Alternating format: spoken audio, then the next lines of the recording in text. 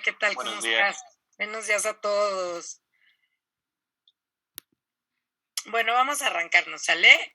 La clase pasada les decía yo que les pedí, bueno, que hicieran este cotejo de las versiones de la entrevista.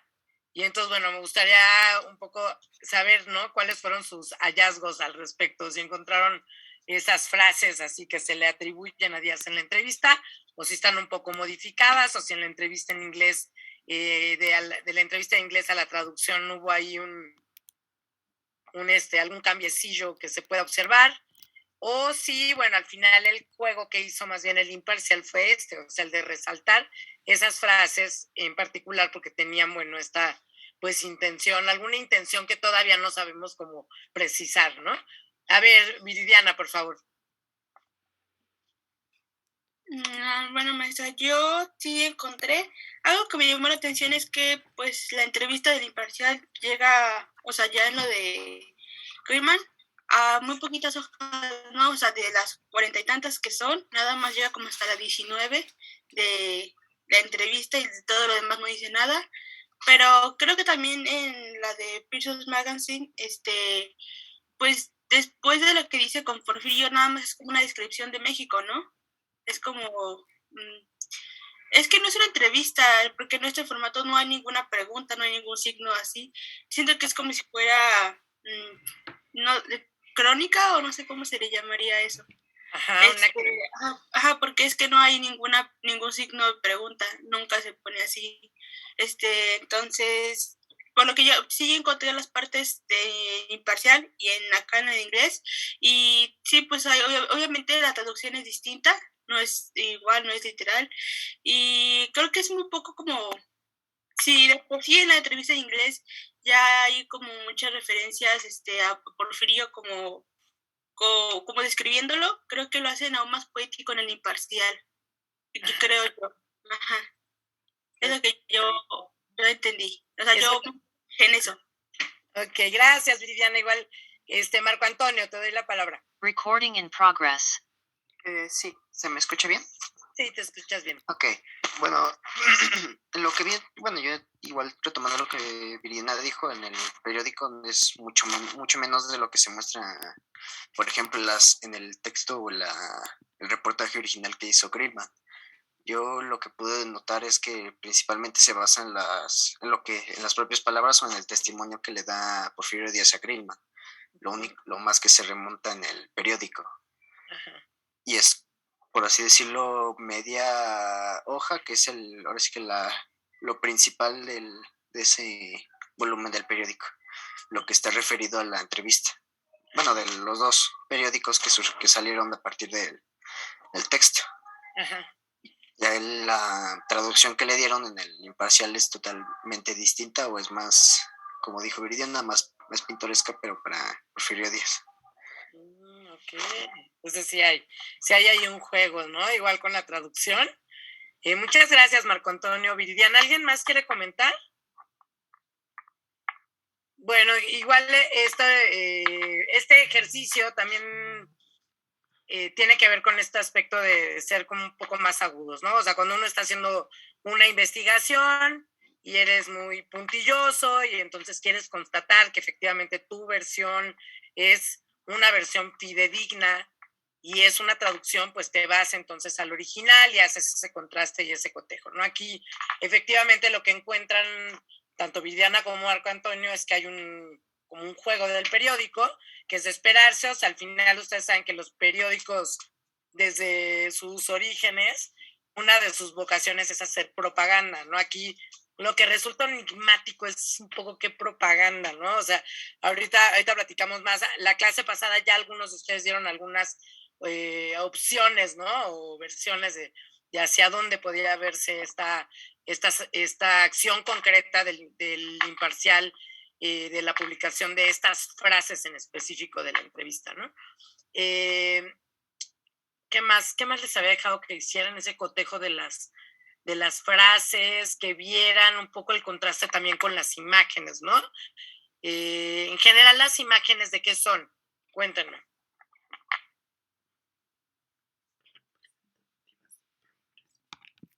Viridiana, por favor. Pues son de la vida de México, hay muchas personas indígenas y también ponen como lugares, creo que es algo que pone, y otra vez no ponen a Porfirio como un héroe o así, porque lo pone casando, lo pone a sus hijos, a su familia, a su esposa y así. Así es, esas otras son impresionantes, ¿no? De días, o sea, porque es el día real, real. A ver, Susana, por favor.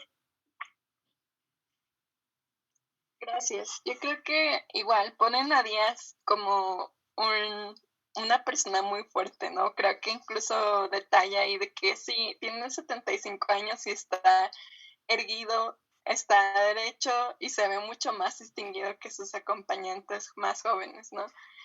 Igual hay como fotos de procesiones. Creo que hay una no sé si es en la basílica o en la catedral, pero hay una procesión, hay una de una procesión pues católica, así como los ritos que se utilizaban en la época. Y igual hay de Morelos, de Juárez, de los otros como que pues yo creo que eran, había uno del embajador, no, o sea, como de las personas del gobierno, pero sí, lo más notable es como esa imagen que querían, que proyectaban de Díaz como una persona fuerte y distinguida para su edad, ¿no? Incluso hay una con unos venados que dice como, sí, es un gran cazador y en 2 días de caza cazaron muchos venados, ¿no? Entonces, pues sí, lo ponen como, ya está grande y aún así está en sus facultades mentales, en su máximo, como un hombre muy fuerte. Ok, sí, bueno, es muy importante esto. También lo comentaba en la clase pasada, que a través de las imágenes querían, efectivamente, para la gente que no conocía a Díaz, o sea, que estaba leyendo la entrevista, pero que no tenía la imagen de Díaz real, era una forma de decirles, miren, este era Díaz, pero ya el Díaz enaltecido, ¿no? Y el Díaz también que está vinculado en el texto de Krillman a estos episodios heroicos y épicos de la historia mexicana. Entonces es como interesante esa parte, ¿no? Carol, por favor. Bueno, yo también quisiera recalcar que aparecen imágenes de México, de Chapultepec y de la historia de México.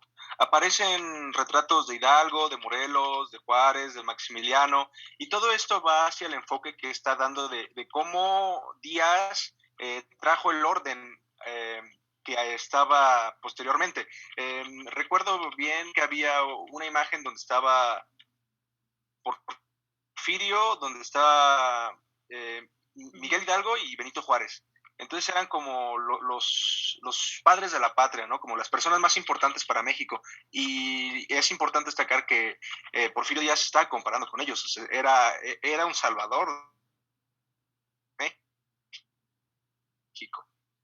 Claro, totalmente. Muy obvio, aunque no es tan obvio, obviamente tiene sus particularidades, pero esta asociación entre ese Díaz que queda vinculado en una línea recta a los héroes de la patria en el sentido de la historia de bronce, ¿no? Entonces, muy interesante eso. Y también esas imágenes donde aparecen más bien fotografías, donde aparecen personajes de la cotidianidad, ¿no? O sea, ya en un análisis obviamente más puntual y más agudo de la entrevista y de las distintas versiones, uno tendría que reparar precisamente, hacer también las descripciones de esos imaginarios que se ven ahí. Susana, ¿querías comentar algo más?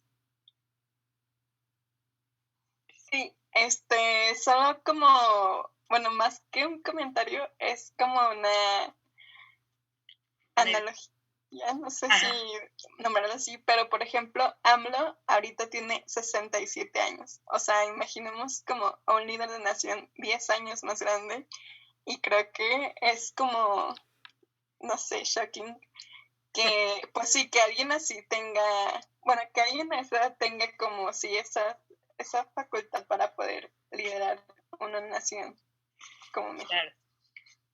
Claro, bueno, ahí sí, claro, habría que ver este tema, ¿no? Este es un tema también que pone además ahí sobre la mesa Díaz, AMLO, no sé si ustedes ven las mañaneras, algunos de ustedes, pero todo el tiempo está diciendo, no, yo ya estoy viejito, ¿no?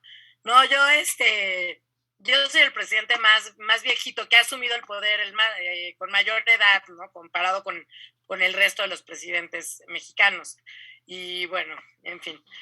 Pero sí es interesante pensar en Díaz, porque además este tema de la edad de Díaz también ha servido como una representación para la historiografía en México de este régimen pues ya gerontocrático, ¿no? O sea, así es como le llaman, pues cuando quieren hablar despectivamente de los porfiristas, que ya están todos muy viejitos, son así más o menos del rango de edad de Díaz, un poquito menos años que Díaz, pero todos están en ese rango de edad.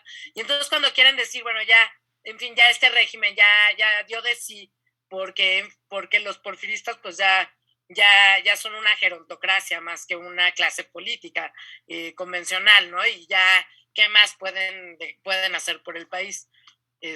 Pero bueno, es interesante. Igual ahorita lo retomamos, de que sí, exactamente, que ya están más para allá que para acá.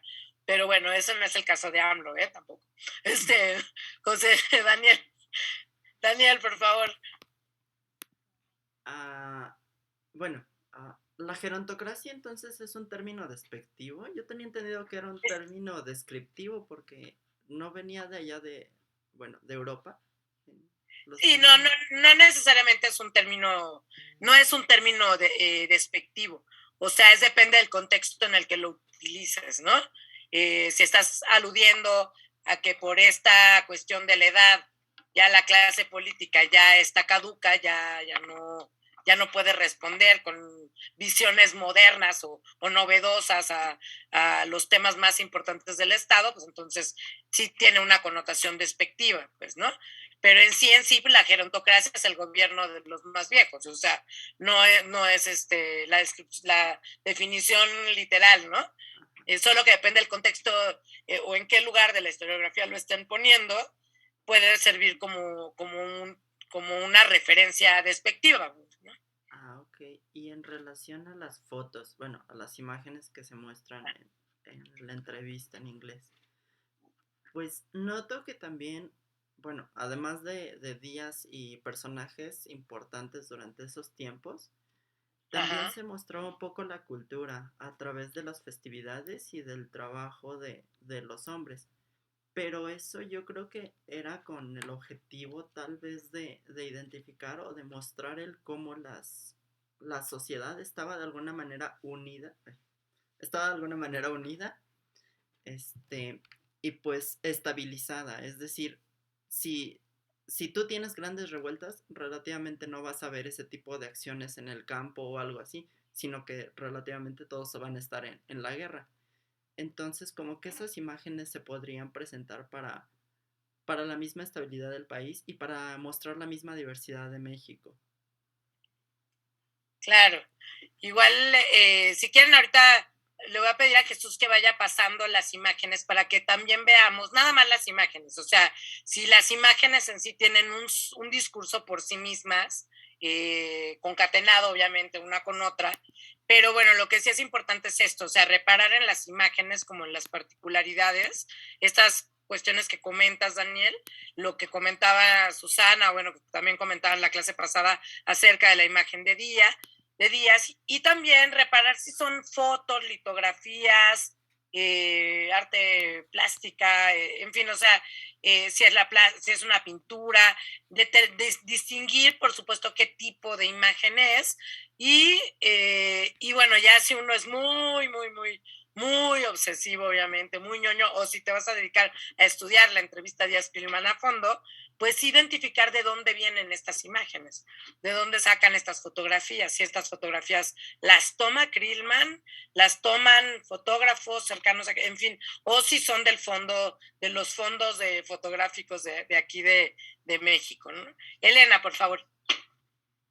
También hablando de las imágenes, que son disque la cultura popular de México, hay unas que justo no son como para nada planeadas, bueno, que muestran a la gente justo haciendo su vida cotidiana, como sería la de la procesión, ¿no? Pero hay algunas fotos que sí son como muy planeadas y que se nota que las personas están posando, ¿no? Por ejemplo, hay una de las fotos en la que, creo que una que es muy clara es donde dice que hay unos indígenas que tienen puestos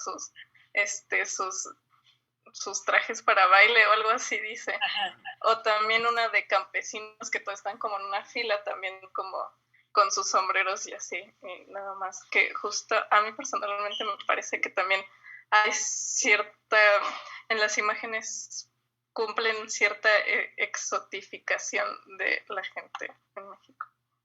Ok, o sea, que las imágenes subrayan algunas de las cuestiones que están tratando en el texto, pero las ponen así como vívidas, ¿no? Por supuesto, este ejercicio es fundamental, o sea, estas reflexiones nos pueden llevar a entender o sea, la dirección que va tomando editorialmente esta publicación. Jesús, ¿puedes abrir y compartir el texto de la entrevista larga, la de inglés? Justo la estoy buscando. Deme un minuto. Estoy en el Classroom. ¿En Classroom? ¿La de inglés? A ver, Itan, mejor, mientras, es que no sé si pronuncio bien tu nombre, Itan. Sí, maestra, sí, muy bien, okay. Claro que sí. De todas maneras, ni siquiera yo sé cómo se pronuncia correctamente, entonces no sé por qué.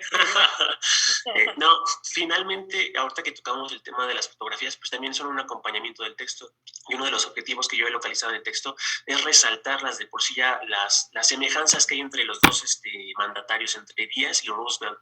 Entonces, si vemos la foto de Díaz cazando, montado en su caballo, y buscamos brevemente en Google las imágenes de Roosevelt, que también gustaba de la cacería, finalmente también sirven para resaltar estos dos caracteres fuertes, ¿no? De hombres de Estado, ¿no? Así es. Y finalmente también se busca que México, que Díaz, a través de su figura, pues México, el país, se inserte en el concierto de las naciones, ¿no? Que se liga como una nación civilizada al Estado de Estados Unidos. Y me gustaría tocar un punto, finalmente, perdón. No sé si ya lo tratamos, pero ayer estaba releyendo la entrevista y se me hizo, yo sé que el hubiera, como dicen, el hubiera no existe en historia, pero se me hizo muy interesante pensar en qué hubiera pasado si Díaz no hubiese dicho, todos creo que por consenso, estamos de acuerdo en que la frase detonadora es México está listo para la democracia y ahora sí que como dicen, me voy a Palenque, ¿no? Él se va a Oaxaca, ¿no? Él se quiere ir a Oaxaca. Oigan, sí. Sí. Sí, eso ¿Qué tal si hubiera dicho lo contrario, no? Si hubiera dicho, no, todavía es una nación en ciernes y todavía no puedo dejar el cargo, ¿no? Me quedo aquí otros 10 años, ¿no? Se me hace interesante ese juego tal vez de imaginación, ¿no? De qué hubiera pasado tal vez. Claro, efectivamente. O sea, uno puede hacer esos ejercicios, ¿cómo les llaman? O sea, imaginando así escenarios, ¿no? De lo que pudo haber pasado. Ahí tienen, ahorita te digo cómo se llama, ¿no? Pero puede uno fantasear, ¿no? Efectivamente, ¿qué hubiera pasado si Díaz hubiera dicho, no, yo me voy a buscar mi reelección, tal, así declaradamente? Porque, claro, él nunca había aceptado, o sea, él no aceptaba.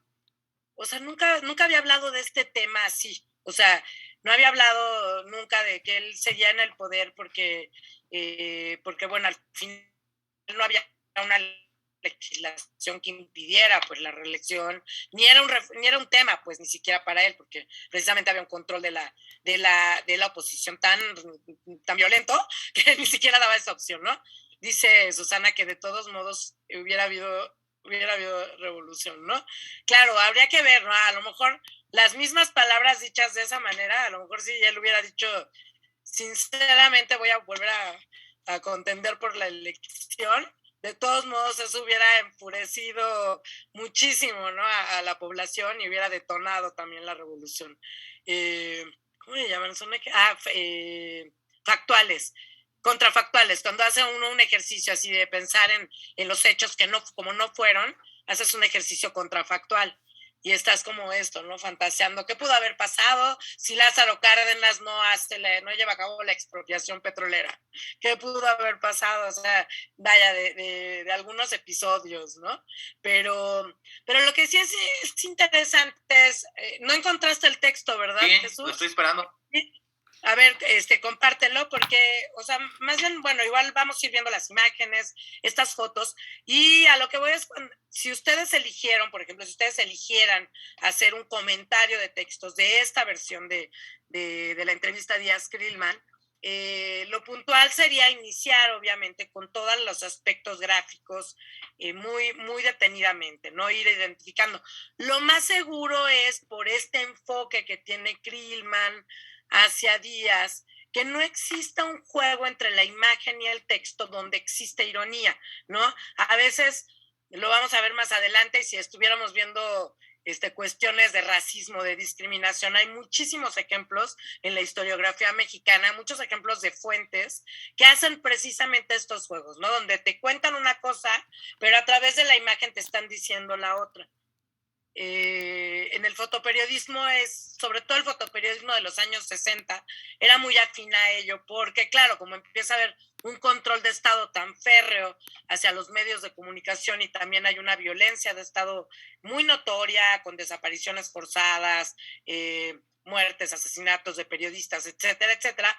Entonces los periodistas no se atrevían, obviamente, a decir lo que pensaban, explícita o literalmente, y lo que hacían era decir una cosa y con la imagen decir lo que realmente querían decir, ¿no? Es decir, podían decir, no sé, lo vamos a ver, bueno, se quedan conmigo el segundo semestre,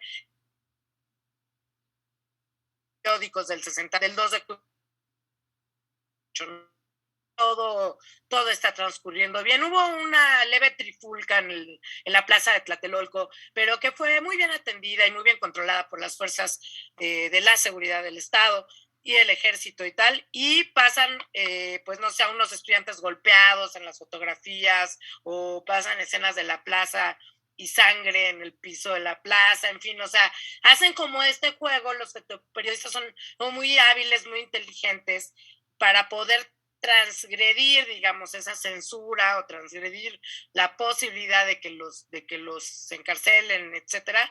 Hacen estos juegos, ¿no? Igual, aquí lo más probable, aunque obviamente pues no tenemos la declaración de James Krillman, es que este juego entre las imágenes y el texto, él haya sido así como muy minuciosamente armado, construido ese escenario para subrayar las ideas de Krillman, utilizar las imágenes para subrayarlas, ¿no? A ver, si quieres, vamos viendo las imágenes. Jesús, por favor. Ahí está, ¿no? Esto que dicen ustedes, o sea, Porfirio Díaz así con una posición, obviamente se ve que es una persona mayor de edad, ¿no? Pero esa mayoría de edad no lo muestra envejecido necesariamente, ¿no? O sea, no es que tenga así algunos rasgos donde no se lo veamos como jorobado, mirando al piso, o sea, no sé, como estos rasgos que de pronto distinguen cuando ya al final de nuestras vidas, que es hacia allá vamos todos, ¿no? Nos vamos viendo como ya un poco en decadencia, ¿no? Aquí al contrario, o sea, es un Díaz con una actitud así bastante normal, tranquila, relajada, ¿no? Obviamente, pues sí, claramente está posando, incluso hasta se ve como hasta medio gordito, ¿no? O sea, bueno, no gordito, pero así como llenito, pues, ¿no? Y bueno, eso, o sea, el rostro de un líder, pues que está en paz, ¿no? Que está mirando como al horizonte y está tranquilo. A ver, si quieres, continúa. Y bueno, obviamente, pues subrayan las imágenes con pies de foto que también hay que analizar detenidamente. Es decir, lo que les estoy diciendo aquí, igual tampoco vamos a verlo así, súper detenidamente. Es que si ustedes quieren estudiar un texto que contenga todos estos elementos gráficos, tendrían que ir haciendo esta disección puntual entre unas y otros aspectos, ¿no? Ver la imagen, ver texto, el pie de foto, ver si la imagen corresponde, subraya partes del texto, o si las imágenes van por un lado y luego van por otro. Yo me acuerdo con Ricardo Pérez Monfort, veíamos un libro de Carlton Beals que tenía unas fotografías, luego se los voy a traer, tenía unas fotografías de un fotógrafo que se fue a Cuba.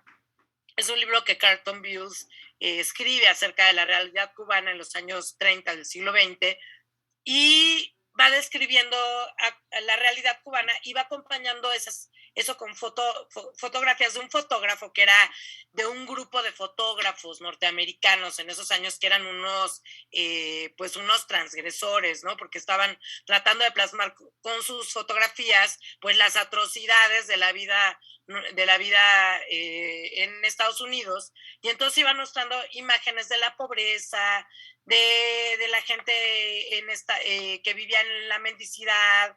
Entonces van como hablando también de las cuestiones negativas o más bien de lo que siempre los regímenes quieren embellecer. Este grupo de fotógrafos lo trataba de decir con sus fotografías explícitamente, ¿no? Bueno, y en ese libro de Carlton Bulls sí ves ese juego de irónico entre un escrito que trata de hablar así de, ay, no, Cuba, que está hermosa, súper bien, los años 30, aunque están con un dictador, los cubanos han progresado, etcétera, etcétera, y cómo las fotografías van mostrando otra cara de la moneda, ¿no? Esto van mostrando el racismo, van mostrando pues las arbitrariedades del régimen, y bueno, van mostrando otra historia, ¿no? Aquí, bueno, es la entrada a la entrevista, ¿no? La entrevista que se lleva a cabo en el castillo de Chapultepec. No sé si alguno de ustedes ha ido al castillo de Chapultepec. Sí conocen el castillo, o sea, han entrado a esta parte donde está ahorita, hay un piano y de pronto hacen conciertos y es un espacio precioso. Bueno, ahí es, ¿no? O sea, ahí están en esa entrada. Claro que la entrevista no se lleva a cabo ahí principalmente, pero bueno, nos está diciendo con imágenes, aquí vamos entrando, ¿no? Luego esta imagen, este retrato de Díaz, ¿qué dice el pie de foto? Jesús. ¿Qué dice Ahí ya se ve. Esa fotografía que se hizo expresamente para la Pearson's Magazine, ¿no? Y que muestra esto, a ver, ¿qué dice? Que muestra el poder, la valentía, la energía del presidente Díaz, ¿no? Y bueno, es esto que ustedes ya habían comentado, Susana y compañeros anteriormente, que habían comentado, bueno, cómo este pie de página subraya esta imagen, pero lo interesante es que sabemos por pie de página que esta imagen la toma el fotógrafo enviado por la Pearson Magazine, ¿no? Entonces, eso tiene, obviamente, pues, para la gente que es muy que hace historia de lo visual y que tiene que encontrar en esos datos pequeños una concatenación de cosas que nos lleven a determinar ciertos fenómenos fotográficos y fotoperiodísticos también, ¿no? Aquí, bueno, estábamos viendo, a ver si quieres, aumentale, Jesús, por favor. Estamos viendo el Palacio Nacional, a ver si para ustedes se parece el Palacio Nacional. ¿Qué dice? La oficina, ¿a ustedes les parece el Palacio Nacional ahora? Sí, pero sin el piso extra, ¿no? Que le agregó Plutarco Elías Calles. Y sin los arbolitos, ¿no? ¿O qué? Exacto.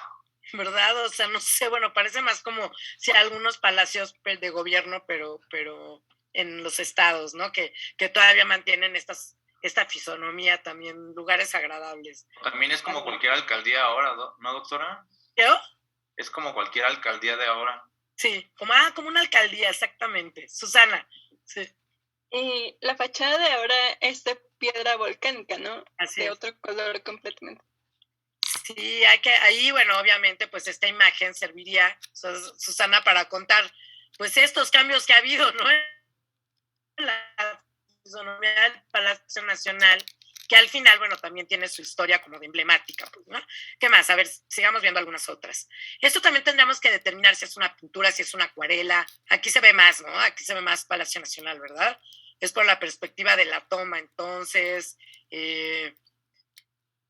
fíjense bien cómo está, porque estos datos son importantes, igual nos van a ayudar después para imaginarnos también los escenarios donde se llevó a cabo la escena trágica, ¿no? Cuando uno piensa en la ciudad, pues obviamente piensas en tu ciudad. O sea, esa es tu referencia. Tú piensas, esta es mi ciudad. No te imaginas así un Palacio Nacional sin banquetas, ¿no? O perfectamente rodeado de urbanización. O sea, sino que más bien parece esto, o sea, un edificio en un lugar, pues, que todavía no está tan urbanizado, ¿no? Y entonces, bueno, ¿qué es lo que hace o qué es lo que deja ver a la Ciudad de México como el centro de la modernidad durante el Porfiriato, ¿no? qué es lo que a qué es a lo que se hace referencia. Pero bueno, sin duda aquí ya se ve como más el Palacio Nacional. A partir de aquí sabemos pues que ha habido muchas modificaciones. ¿Qué más? Continúa, a ver, Jesús. Y también resalta la administración del Imantur. No me había dado cuenta el pie de página, de foto. Así es, sí. ¿Qué dice Limantur? Ahí están las dos grandes administraciones de la nación.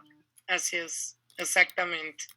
O sea, hay como estas frases, o sea, todas estas frases uno las puede recuperar y encontrar esta orientación, este sentido de la publicación, ¿no? Aquí otra vez Porfirio Díaz a caballo, bueno, estas imágenes de Porfirio Díaz que ya hemos comentado.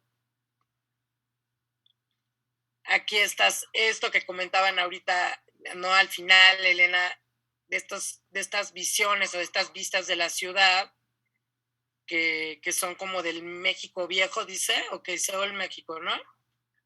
Cara a cara. Cara a cara el viejo México y el nuevo México, entre el ferrocarril y los indígenas, ¿no? Y el mundo indígena. Continúa.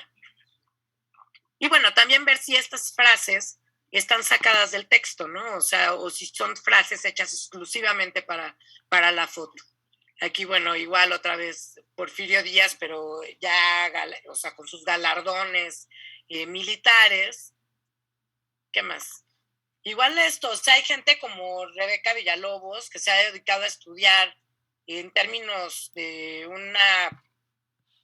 puntos de vista muy, muy, muy agudos, muy profundos, las visiones épicas en las imágenes, bueno, en este caso, bueno, de personajes como presidentes de México. Ella lo ha estudiado sobre todo en el caso de Benito Juárez, pero también ha estudiado a Porfirio Díaz. Aquí en estas imágenes se encuentran muchos paradigmas para hablar de la visión de lo sublime en el momento en el que está escrito el texto. Igual podemos verlo así de manera muy oficial, pero a medida que vayan avanzando en su carrera, esta forma de ver el texto, donde el texto y la imagen se acompañan todo el tiempo para decir ciertas cosas, es una forma de ir profundizando también en las perspectivas de cómo se ha visto la historia nacional en los distintos momentos, ¿no? Si ustedes toman nada más, hasta ahorita hemos visto 3 fotografías de Díaz, 3 o 4 fotografías de Díaz en ¿cuántas páginas? ¿No? Ni siquiera van ni 10 páginas, no hemos visto 4 fotografías de Díaz distintas, unas con algunos rasgos diferentes, que otra posición es tal, pero si uno contrastara estas imágenes de Díaz con cómo fueron las imágenes, por ejemplo, de los emperadores, de los reyes, nos daríamos cuenta que hay muchos símiles entre estas visiones también que tenían para retratar al Porfirio Díaz oficial, al Porfirio Díaz como un gobernante, pues casi de ese rango, ¿no? Digamos, en términos historiográficos, no crean que a mí me preocupa demasiado si se contrasta con la monarquía o no. O sea, me refiero a que en términos historiográficos, hasta en los imaginarios plásticos, se puede valorar estas posiciones también, que bueno, que lo que nos explican son las miradas que hay detrás de precisamente de esas imágenes que están plasmadas, ¿no? Aquí dice la procesión que está pasando en el palacio, ¿no? Al día siguiente. Aquí está lo que decía Susana, ¿no? Del cazador. Esta es la 5ª fotografía de Díaz. Esta fotografía, no sé dónde está, John. Habría que ver en qué archivo está, ¿no? Pero sin duda alguna, que la tomó su hijo. Entonces debe estar en los expedientes familiares, pues, ¿no? ¿Qué más? A ver, continúa. Quiero llegar como a las fotos más de vida cotidiana. Y de ahí, de estas imágenes grandilocuentes, donde a través de las puras imágenes ya se dio una idea de quién es Porfirio Díaz, ya se pudo divulgar, bueno, estos días entre distintos contextos, el Díaz civil, el Díaz militar, el Díaz que va a casar con sus amigos, el Díaz presidente, ¿no? Con sus diferencias de énfasis en cada una de estas imágenes. Pasamos a estos imaginarios del de lo social, que también Krillman hace alusión en su texto justo para decir, bueno, llegó el progreso, ¿no? Como lo dice en esta imagen donde contrasta el viejo México con el México nuevo. Sí, ¿verdad? Son los ahuehuetes. Ahí es Chapultepec, bueno, son los escenarios de encuentro de Díaz y Krillman. Esta es la visión, el escenario que tiene Krillman a su alcance, ¿no? Para ir contando ahora otra historia, y ese es el vuelco, el juego que hace él cuando va describiendo esta entrevista y de pronto se engolosina contando la historia de México, de este México épico, ¿no? De esta historia épica de México, con esta intencionalidad que igual ahorita vimos nada más de manera superficial, pero que seguramente si ustedes van subrayando el texto y haciendo ya una radiografía más minuciosa, van a identificar perfectamente ese símil que está haciendo entre el régimen de Díaz y estos episodios de historia épica, ¿no? Igual estos, y también muy de su contexto, muy una historia oficial, muy contada a modo para destacar las virtudes de este régimen que vino a sacar precisamente a los indígenas a llevar pues el orden y el progreso también a estos contextos del indigenismo donde todavía se valoraba a los indígenas en ese sentido entre la civilización y la barbarie, pues, ¿no? Que es posteriormente lo que vemos plasmado, lo que vamos a ver descrito de otras maneras y con otra intención en México bárbaro. Bueno, ahí continúa la procesión. Estas han sido fotografías, ¿no? La mayor parte, bueno, ahí Benito Juárez. Habría que ir viendo particularmente qué es lo que dice al pie de página. ¿Aquí qué es? Obviamente es una vista de la catedral, lo que dice ahí es un día cualquiera en la plaza de la espléndida Catedral de México, pero vean los entornos. Un poco esto les voy a pedir también cuando veamos las fotografías de la decena trágica, ¿no? Estamos pensando en la Ciudad de México, en la metrópoli administrativa del país. Y bueno, no tiene estas características que nosotros le atribuiríamos, ¿no? De ver efectivamente una urbanización ya muy avanzada, ¿no? Todavía sigue siendo un pueblote la Ciudad de México. Digan lo que quieran. Tianguis, ¿no? Parece un gran tianguis. Parece el tianguis, pues sí. Lleno de lonas. Tianguis, exactamente. Habría que ver más fotos de esa época, ¿verdad? Igual les traigo imágenes de esa época. Morelos, o sea, ya tenemos a Benito Juárez, ahora Morelos, que es lo que ya nos decían aquí los compañeros. Los indios mexicanos, ¿qué les parece esta foto, por favor? A ver, ¿quién me puede decir? A ver, Susana. Perdón, yo creo que hay, bueno, esta foto dice, ¿no? Que son danzantes de la Basílica de Guadalupe, me imagino, ahí no alcanzo a ver bien. Déjenme. Ajá. Sí, y pues yo creo que hasta la fecha se siguen usando esos penachos y esa indumentaria para las danzas los chinelos, para las danzas de los santos, ¿no? O sea, eso creo que así igualito, si lo sacamos de la foto y lo ponemos en la vida actual, es perfectamente igual. Ajá, exactamente, pero además no parece como si estuvieran recortados y pegados, ¿no les parece como un collage? Sí, también. No, o sea, no parece así una foto fija, está como, habría que analizarla con más detalle, igual verla así más en grande, ver más en acercamiento, pero bueno, finalmente es estas visiones estereotipadas de este México que se pretende como un México que es mestizo, ¿no? Que tiene estas tradiciones que vienen del mundo prehispánico, pero que obviamente es en el contexto ya de la civilización mestiza, ¿no?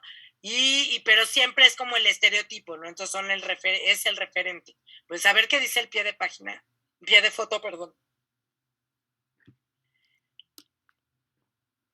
Exactamente, o sea, los los indígenas mexicanos con sus vestuarios de vestimentas de danza, que habría que ver, no sé si son chinelos o si son mexicanos de baile mexicano, ¿no? Bueno, que posteriormente se van a llamar mexicaneros o concheros, pero bueno, ahí tienen estos, algunos rasgos de chinelos. Habría que ver también detenidamente cómo se constituye este estereotipo, pero de entrada es el estereotipo. ¿Qué más? A ver, síguele, Jesús, porfa. Otro estereotipo, ¿no? El típico mexicano. El típico peón mexicano en la planta de maguey, con la cual fabrican el pulque, que es una de las razones que es uno de los intoxicantes, es una de las razones, ¿no? Así es, Sí. de la intoxicación de la República, ¿no? O sea, esto, ¿no? Pero es el estereotipo, ¿no? O sea, ahí donde es esta imagen súper, ¿quién me tomó foto en mi rancho? Claro, estas fotos sirvieron tanto para plasmar así lo más costumbrista como para otras cuestiones, ¿no? Y aquí lo que vemos, lo que subraya la imagen es el pie de foto, porque si nosotros le quitamos el pie de foto, lo que vemos es una imagen costumbrista, ¿no? Estereotipada, así de claro, del clásico mexicano, pues del mexicano típico en el maguey, en el escenario típico mexicano, ¿no? Y aquí los volcanes. Claro, ahí además tenemos el dato de a quién pertenecen estas fotografías. Entonces, bueno, también hay que pensar, en este caso, por ejemplo, de las imágenes de los volcanes, pues, la dificultad que había para poder tomar este tipo de panorámicas, ¿no? En los años en los que se tomaron estas fotos. Entonces tienen un valor agregado, por supuesto, por la dificultad. Aquí están que dice la esposa del presidente Díaz, Carmen Romero Rubio, que a la cual pues apenas ahora se le está haciendo como su historia y su reconstrucción histórica. Pero dice la hermosa y aún joven, doctora. ¿Eh? Hace énfasis en que es hermosa y joven. Sí, ¿ves? Cálmate, ¿eh? Oye, la foto de los volcanes pareciera de Gabriel Figueroa, claro, efectivamente. Sí, no, y también la de la persona que está en el maguey, ¿no? La del hombre que está en el maguey, también parece estas imágenes que después van a ser así icónicas de Gabriel Figueroa y de esa generación de Y fotografías. también se parece a las imágenes que salen en la película de Viva México. Así es, exactamente. O sea, bueno, en algún momento también vemos Viva México en este semestre, así que lo vamos a ver. Y que dice digna de flor silvestre, exactamente.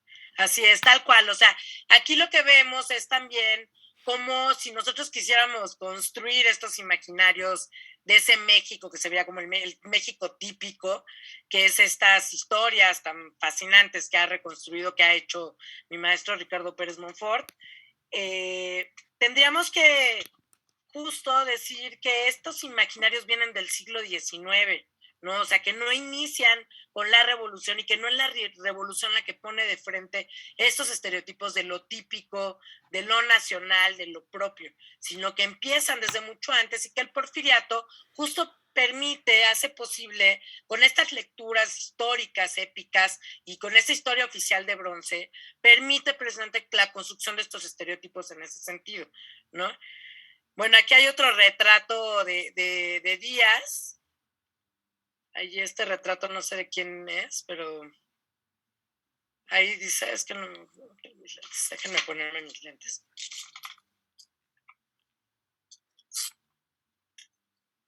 ¿Quién hace ese retrato? Fotografiado por White. Entonces fotógrafos, este retrato habría que ver cómo se convierte también como una especie también de versión plástica. Y estos fondos de White están en la Fototeca Nacional y hay historiadores de la fotografía que están estudiando en particular estos imaginarios plasmados por White. A ver, si quieres continúa y ya no sé cuántas páginas nos faltan mucho, ¿no? Bueno, ahí está Porfirio Díaz con su hija y su nieto. Exacto, con su hija y su nieto, ¿no? ¿Qué más? A ver.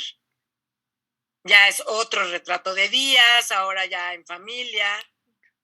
Los Díaz, pero Díaz mezclado con estas imágenes con estas imágenes menos, más icónicas, pues, ¿no? Otro Díaz, Porfirio Díaz, el ferrocarril. Si quitáramos nada más las imágenes, si hiciéramos un estudio nada más de las imágenes, cobrarían sentido por sí mismas. No sé qué les parece. Viviana, tú querías decir algo. Sí, ¿verdad que el de arriba es su hijo? Perdón, a ver. El de uniforme es su hijo y el más chiquito es su nieto. Dice, el hijo de su hijo. Maestra, ¿no cree que ahí da un poco a ver el racismo como de Kirman? Porque a su hijo se ve mucho más oscuro y yo creo que dan a ver mucho que el niño es mucho más blanco. O sea, que el niño se ve blanco, no Sí. como el señor. Sí, sí tiene un sesgo si lo vemos así literal, pero Viridiana, para hacer ese trabajo habría que ir a ver las fotografías originales y ver si no es más bien una cuestión de impresión. O sea, a lo mejor las fotografías originales son hasta más racistas, ¿no? Pero habría que verlas o los negativos, porque puede ser que sea como un defecto también de la impresión. O sea, las rotativas ya en el momento del imparcial ya estaban súper avanzadas, ya habían traído así lo más moderno de la impresión de los periódicos aquí a México. Pero ya había llegado, pero todavía había fallas técnicas, entonces habría que identificar, perdón, estamos hablando de The Pearsons, no, sí, o sea, ya en The Pearsons ya utilizan así lo más, las rotativas así más pro del momento, pero habría que ver si no es también un detalle de la impresión. O sea, es decir, yo todo esto que les estoy diciendo es por si ustedes en algún momento se decantan por hacer este tipo de historia o de estudios intertextuales, entre el texto de la imagen y el texto escrito, para analizar la imagen habría que ver todos estos aspectos muy particulares, ¿no? ¿Qué más? Después del puente, a ver, con flash, etcétera, exactamente. Ese es aquí donde está Córdoba y Orizaba, maestra. ¿Perdón? Ese puente es el puente de Metlar. Es aquí donde está para Córdoba, Orizaba. Exactamente, exactamente, que además ese famoso puente que dio para hacer muchas cosas, ¿no? Entre otras cosas las pinturas más hermosas de José María Velasco, y hay muchas imágenes de este puente retratado que nos hablan pues también del paso del tiempo, ¿no? De estas figuras que fueron tan grandilocuentes en el momento mismo de su construcción. Porfirio Díaz dando el grito. Porfirio, no, aquí Guanajuato. Guanajuato. Guanajuato y las inversiones. Aquí es que Cuauhtémoc, Cuitláhuac. Y es Cuitláhuac, pero en la referencia ponen que es Cuauhtémoc. Sí, pero estoy tratando de identificar, a ver si la clase es más grande, quiénes están ahí abajo. Postrados ahí abajo de la... Se ve, doctora. Que son niños, como bastante indígena. Sí, exacto. Eso es una celebración indigenista, o indígena más bien.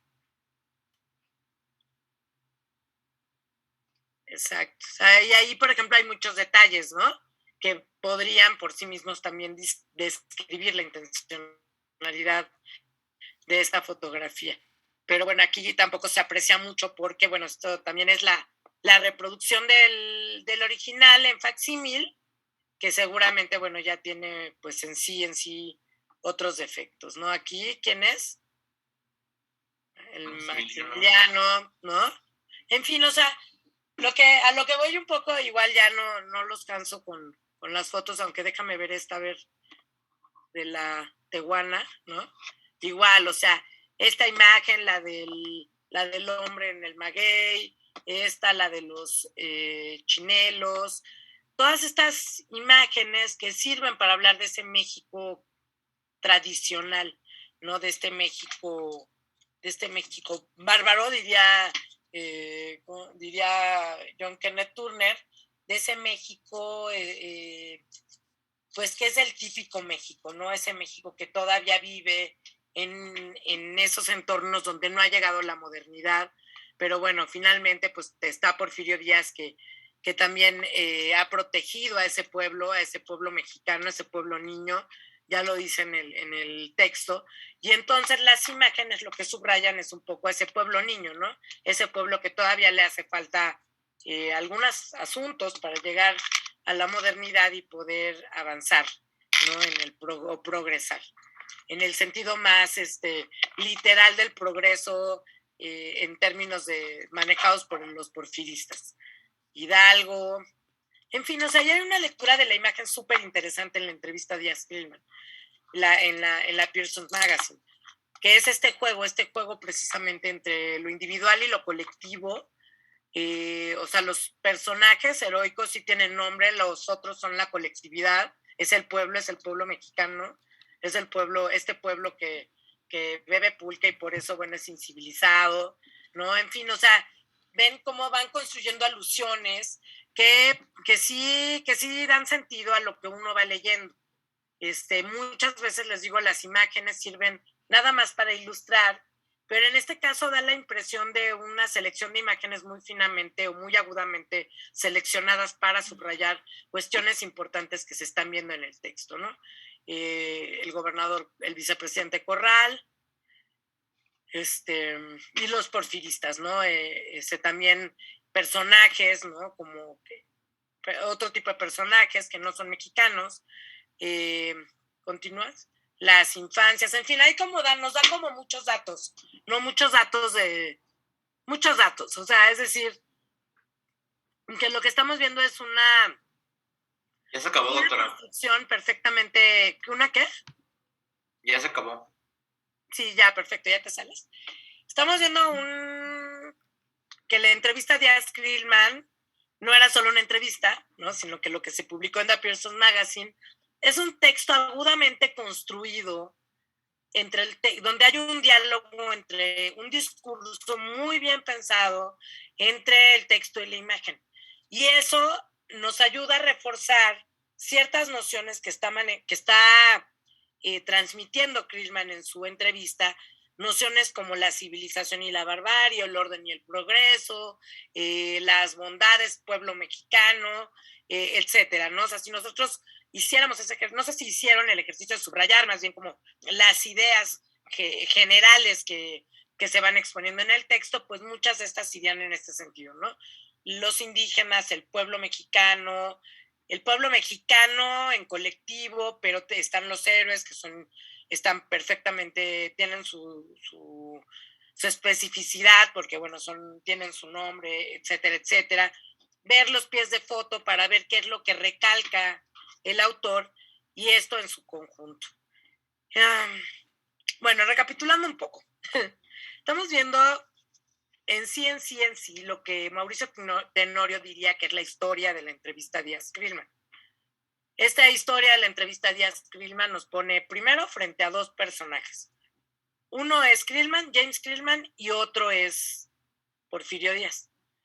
De esos dos personajes tenemos también el escenario, que puede ser este encuentro que tienen en el castillo de Chapultepec, que después es descrito de estas maneras tan metafóricas y tan grandilocuentes.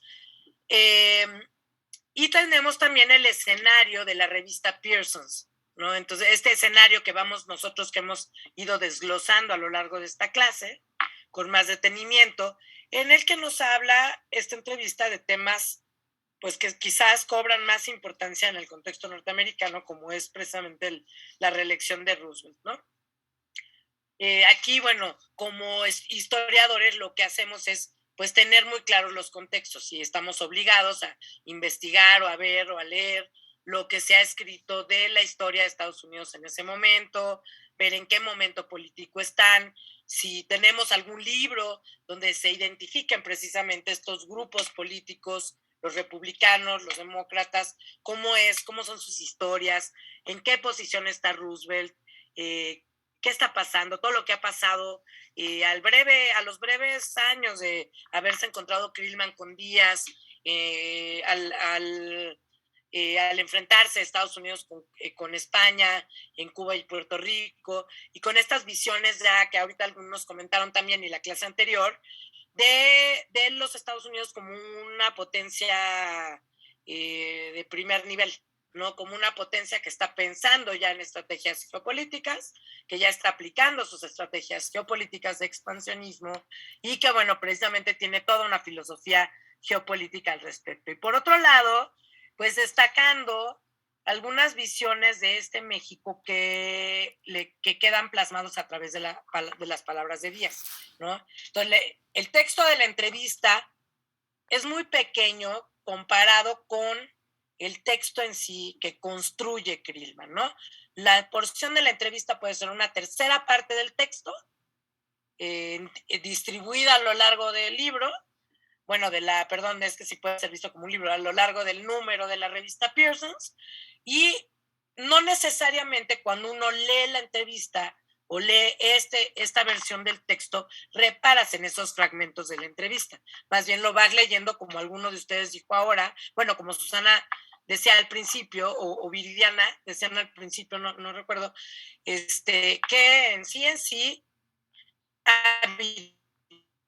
Diana, la entrevista pues no dice las preguntas que le hizo Krillman a Díaz, ¿no?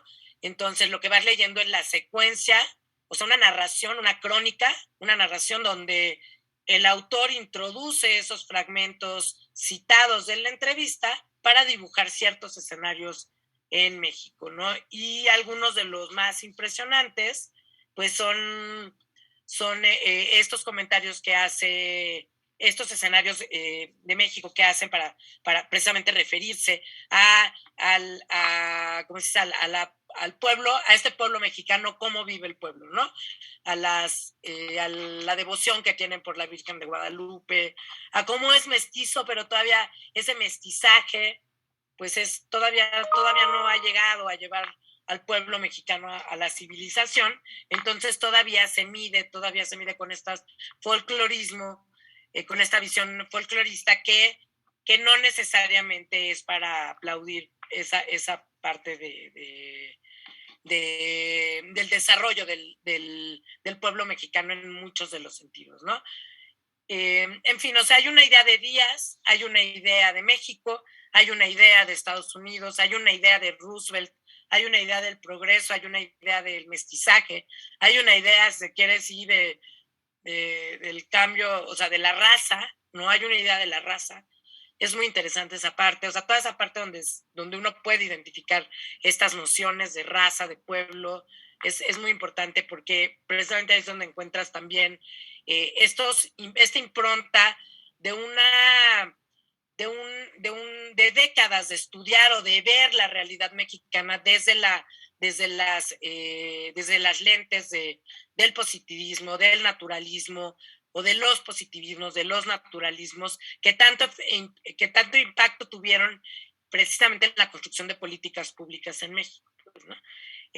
Vamos viendo este desarrollo de la imagen de Díaz desde el, bueno, en el escenario presente, pero sí en distintas fotografías, un imaginario de Díaz en todos los contextos posibles, pero siempre pensando en ese gran político, ¿no? En ese gran personaje.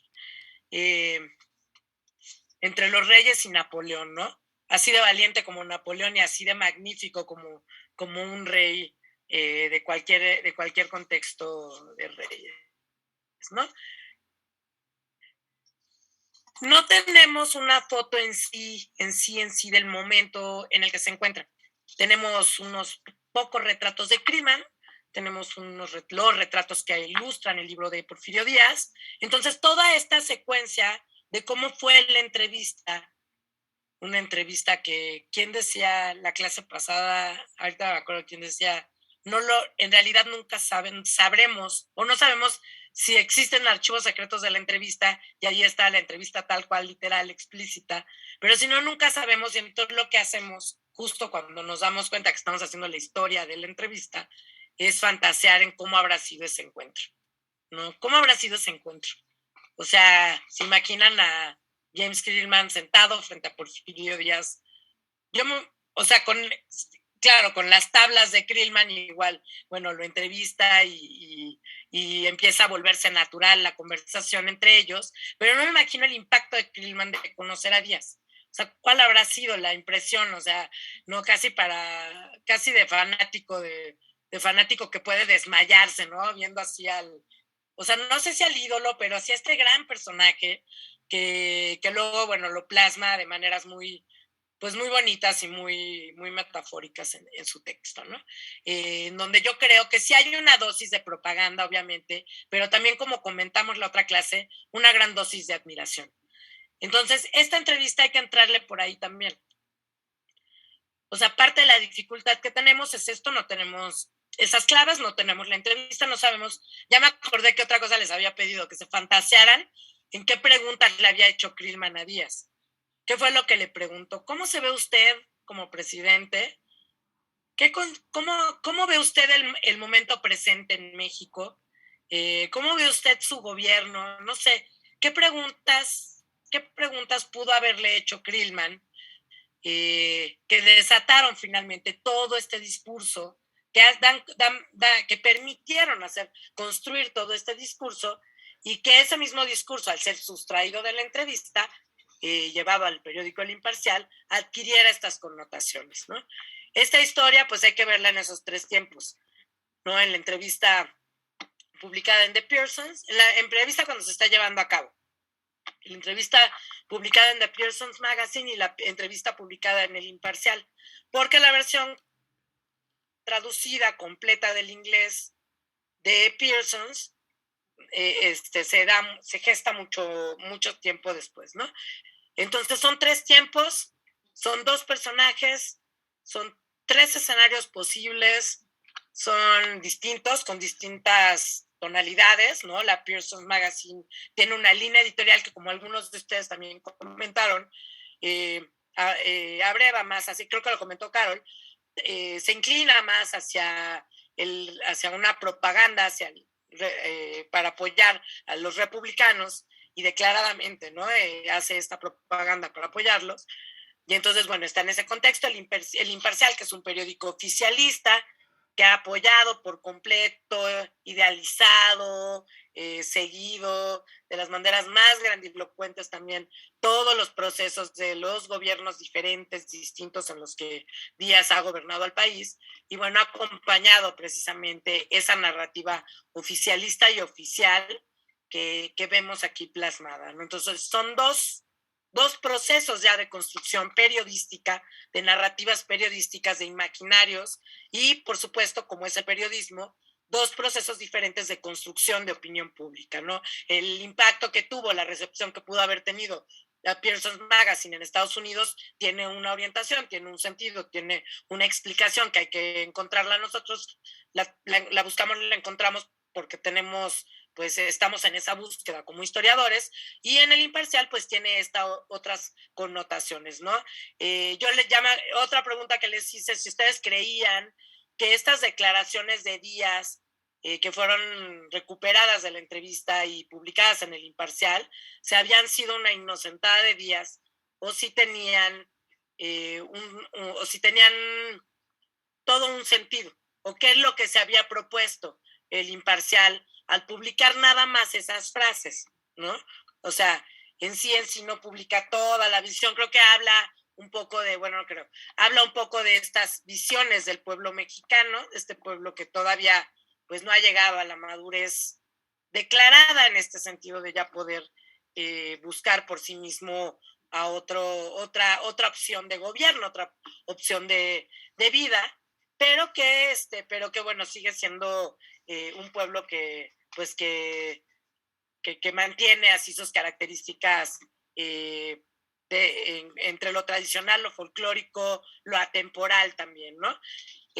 Para entender las dos entrevistas hay que verlas, una en este sentido que hicimos ahora, como un ejercicio de intertextualidad, en donde el texto, la imagen se acompañan, los pies de foto dicen ciertas cosas o subrayan ciertas cosas, y la entrevista publicada en El Imparcial igual, en el contexto del periódico global, de estos escenarios que de los cuales habla o describe esos 2 días de publicación que están detrás de la noticia, ¿no?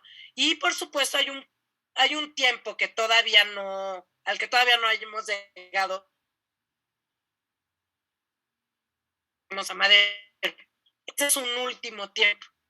La entrevista o cómo se retoma la entrevista en los distintos textos que consideramos como textos canónicos para entender los orígenes de la Revolución Mexicana, ¿no? Entonces hay toda una línea de reproducción discursiva que es muy importante para nosotros identificar ahorita, si quieren, no de manera más profunda, pero sí que ustedes la perciban, entre un texto escrito en inglés traducido al español y cómo este texto traducido al español se reproduce en otros textos como la sucesión presidencial. O sea, ya hay como, ven, no hay una forma lineal de ver esta historia de la entrevista.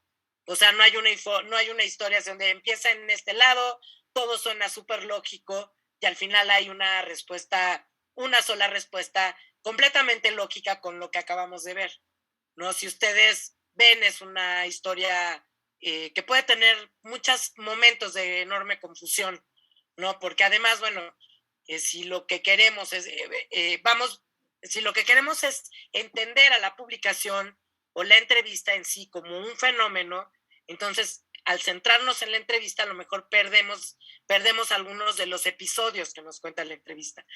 Tengo sin leer la entrevista y entonces hay que centrarse en esas ideas que complementan, por supuesto, esta visión de la entrevista como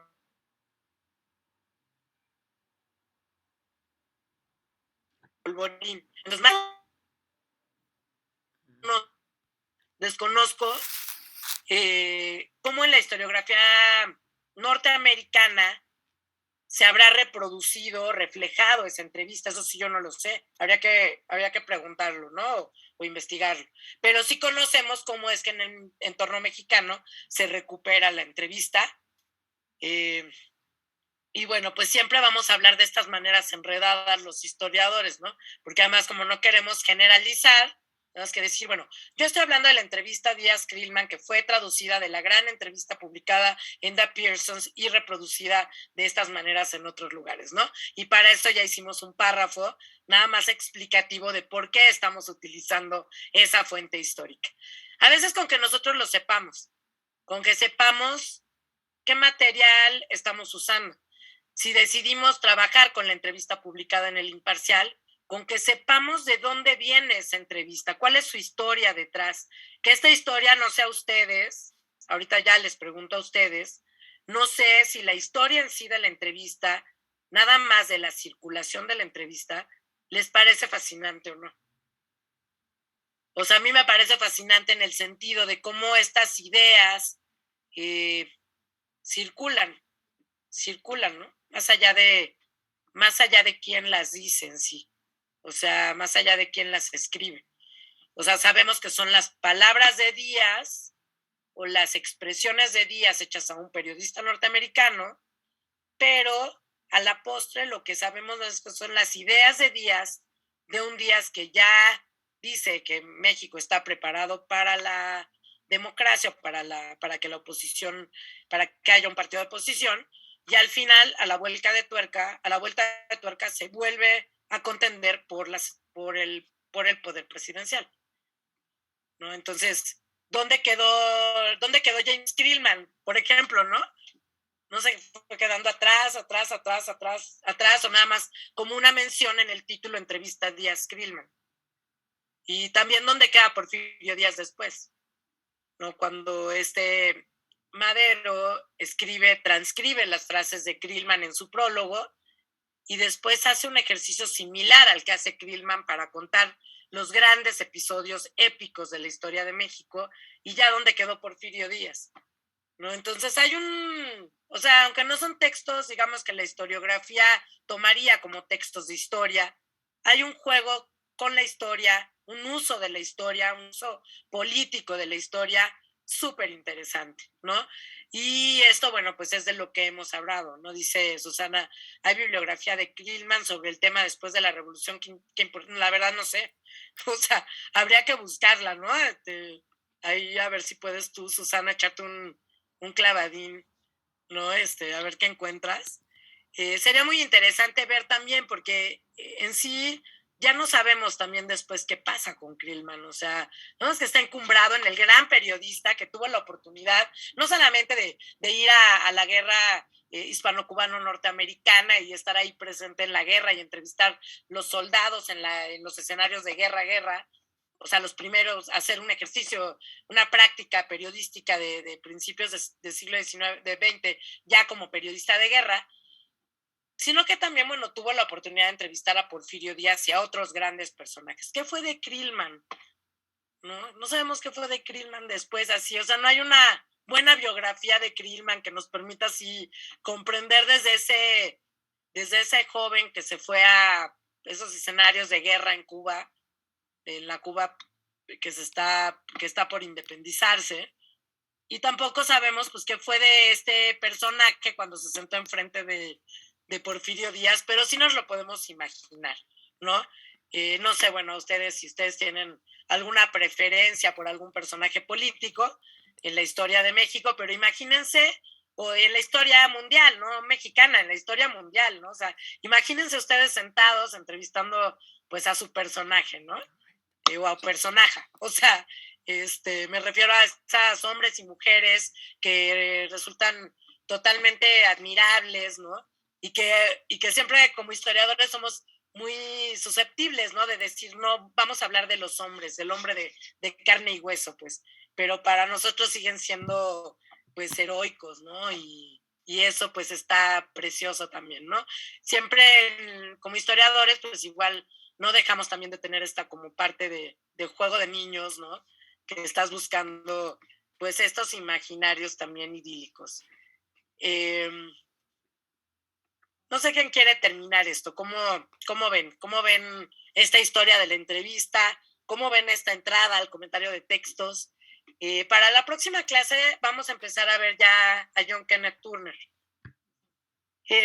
Con John Kenneth Turner yo les decía que vamos a invitar a mi amigo Diego Flores Magón para que nos cuente de Enrique Flores Magón, de los magonistas, de la esposa de John Kenneth Turner, anarquista. Vamos a leer otros textos de otros autores, algunas cartas padrísimas, así fascinantes de Enrique Flores Magón, ¿no?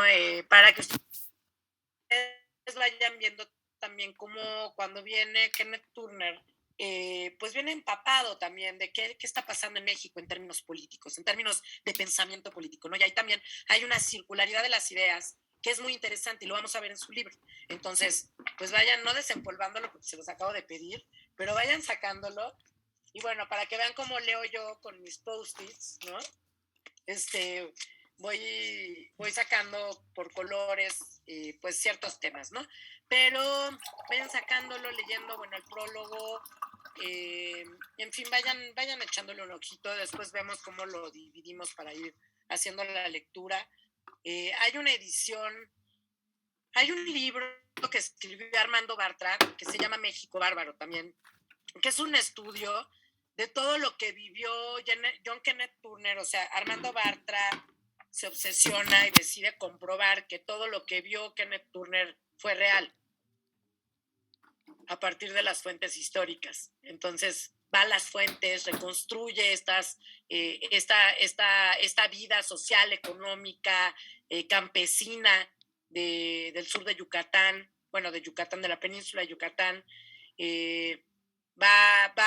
Hace una reconstrucción a partir de las fuentes también de la vida social y económica del pueblo yaqui. Y entonces o sea, se obsesiona tanto con el libro de John Kenneth Turner. Esto no puede ser una fantasía, esto no pudo haber sido nada más la fantasía de un periodista que estaba haciendo una clara denuncia, ¿no? Y se obsesiona tanto como historiador, como antropólogo, que es gran conocedor del mundo campesino en México, de la historia campesina en México, que se va a las fuentes, se va a recorrer archivos y archivos y archivos y archivos en todo el país, y de ahí obtiene los materiales para decir, bueno, voy a hacer el mismo recorrido de Kenneth Turner, pero a partir de las fuentes históricas, constatando, bueno, que lo que iba viendo Kenneth Turner era real. Y bueno, es súper interesante, pero eso ya lo vamos a ver al final de que veamos México Bárbaro, ¿no? Entonces, bueno, pues eso. ¿Quién quiere cerrar un poco esta lectura de la entrevista a Díaz Krillman? ¿Quién se anima? A ver, Viridiana, por favor. Y me falta cualquier cosa que mis compañeros me digan más, ¿eh? A ver, pues yo diría, si me falta otra cosa que mis compañeros opinen también. Yo diría que, pues, la entrevista, o sea, es importante y tal vez tal vez Porfirio no como dimensionó lo que sus palabras iban a tener, las consecuencias que iban a tener, pero también siento que, por ejemplo, cuando mencionan a Roosevelt, y ponen, Ale, tu micrófono está abierto. Hanna, cuando mencionan a Roosevelt, ¿no? Y ponen como un tercer término y Porfirio Díaz dice, ¿no? Que no pasa nada, pero pues él también ya lleva mucho tiempo, ¿no? Y dice que no pasa nada si pues te sigue más tiempo en la silla porque la gente lo quiere, que estaba con él no era todo el país.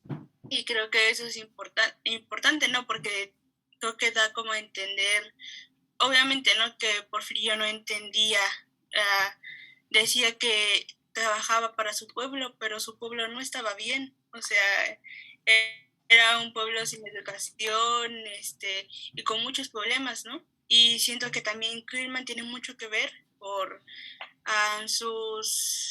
por lo de, como de por sí ya la revista era republicana, creo que tiene mucho que ver este aspecto, pues sí, desde mi punto de vista un poco racista y como de castas, como si alguien fuera puro o no, o si creo que da mucho a entender que Porfirio es mitad indígena, mitad como español, que tiene la sangre como entre los dos. Y cuando menciona a Benito Juárez dice que es como un indígena puro, ¿no? Como que es pura sangre, pero da a entender que es un indígena. Y creo que después entendí con esta reacción que da Krillman como racista, que tal vez por eso también hace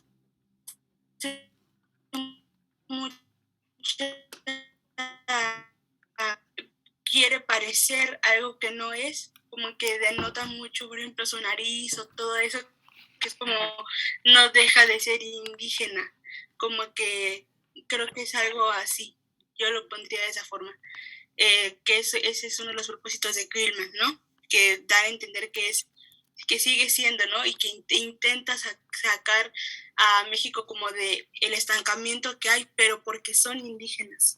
Entonces creo que ese es un punto que yo pondría ahí y pues sí, ¿no? O sea, que es importante y que pues por algo lo estudiamos, ¿no? O sea, tal vez a grandes rasgos no solamente una entrevista fue lo que empezó la revolución, pero pues sí es como una serie de pequeñas cosas que al final fue que estalló todo.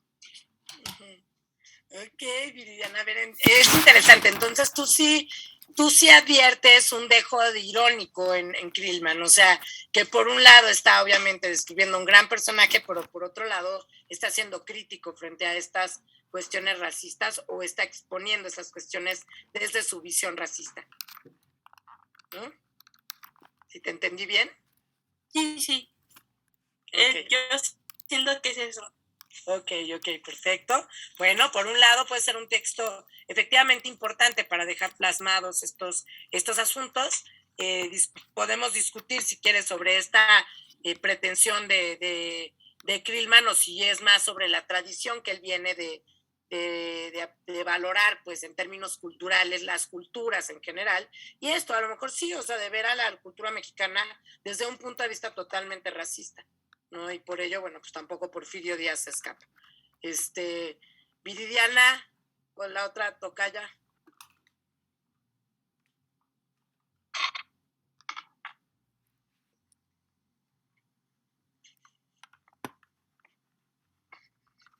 No se oye Viridiana, ¿verdad?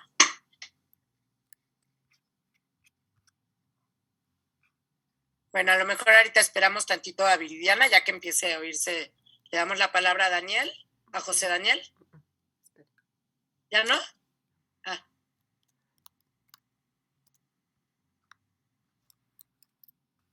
A Carol, a ver, Carol. No, en general me parece muy importante la entrevista, todo el contexto en el que se da y en general se me hizo un buen material para nuestra materia. Se me hizo muy interesante comparar las dos fuentes, lo que es el periódico y la revista. Se me hace muy interesante porque te da perspectivas diferentes de lo que buscan, de los objetivos que estos tratan de transmitir. Entonces se me hace eso muy interesante y es lo que más me gustó, estas dos fuentes y los contrastes que tienen. Efectivamente, Carol, no, es muy importante lo que dices y además de esos contrastes entre fuentes, buscar las intencionalidades lleva más tiempo, ¿no? Porque necesitan igual tener otros contextos a la mano, pero es un inicio. O sea, que cuando nosotros hablamos de la entrevista a Díaz-Krillman, pues ya no hablamos de la entrevista a Díaz-Krillman, ¿no? Y ahora cada vez que ustedes escuchan hablar de la entrevista a Díaz-Krillman, pues ya sabemos de qué estamos hablando nosotros, ¿no? No el resto. Y a lo mejor algunos de ustedes, los que quieren ser profesores, pues les sirve también para, si algún día les toca hablar de la entrevista a Díaz-Krillman, contextualizar un poco la entrevista o poder potenciar una visión más crítica hacia la entrevista, pues, ¿no? Como un fenómeno más que como un hecho periodístico aislado, que no tuvo repercusiones. Y más adelante, para analizar estos medios de comunicación, como dice Carol, estas fuentes son medios de comunicación, en la circulación de las ideas, o sea, donde nos pone, siempre nos preguntamos, ¿quién fue el primero que dijo tal cosa? ¿Quién fue el primero que opinó tal cosa? ¿No? Y cuando estudiamos los medios de comunicación es súper difícil hablar de eso, porque ¿quién lo dijo primero? O sea, no, por ejemplo, yo que he estudiado los estereotipos afrodescendientes en Cuba, afrocaribeños, ¿dónde están esos? ¿Dónde empieza esa visión mucho racista y discriminatoria hacia los negros? Pero ¿dónde empieza? ¿En qué medio? ¿Quién lo dice primero? ¿Cómo es, no? Lo vas comprendiendo que el origen igual no es lo determinante, sino cómo se da esa circulación y cómo esa circulación de las ideas tiene ciertos lugares de recepción que las aterrizan de maneras diferentes, ¿no? Viridiana, ahora sí. ¿Ahora sí me escucho? Sí, sí te escucho. Bueno, una disculpa por no tener mi cámara, pero le tocó a mi hija, mi criaturita también clase y se la presté a ella. Una disculpa. Bueno, yo nada más quería mencionar algo, pues Porfirio Díaz pues, estuvo en el poder un total de 31 años y hay algo que me llamó la atención de la entrevista así, cañón. Hay una parte donde él dice que él ha tratado de dejar la presidencia y no se lo han permitido. Ajá. Me hace recordar un poquito lo que pasó con Santana, porque al final Santana también trató de dejar la presidencia y lo llamaban y lo seguían llamando y lo seguían llamando. Entonces, no sé, como que me hace ponerme tantito en los zapatos de Díaz y digo, bueno, ¿qué tal si sí? ¿Qué tal si él también dijo, no, ya, chole, ya me quiero ir, ya? Y le seguían llamando, no, es que señor presidente, usted es el que pone el orden, porque al final de cuentas no es como que no hubiera pasado. Y desgraciadamente él y Santana fueron convertidos en los peores villanos de la política mexicana cuando es probable que de cierta manera sí hayan hecho un esfuerzo, quién sabe, no es probable, ¿no? Que sí hayan hecho un esfuerzo por ser buenos líderes. A final de cuentas, yo pienso, bueno, él era un soldado, él pues solamente sabía de la guerra y ponerle a alguien, bueno, pues así como que llevar un país cuando a lo mucho sabía llevar un ejército. Y si uno se pone a pensar cómo se trata el ejército, cómo son las reglas entre los soldados, pues uno puede entender un poquito más por qué pasó lo que pasó, ¿no? Las huelgas se mitigaron con mucha violencia porque pues si tú en el ejército te ponías rebelde, pues te fusilaban. Entonces, sí, esa parte sí me llamó mucho la atención, que él decía, yo traté de dejar la presidencia, pero me llaman porque dicen que mi país me necesita. ¿y qué tal si sí, no? ¿Qué tal si el pobre Porfirio fue otro Santana y lo seguían llamando? Santana también trató de retirarse,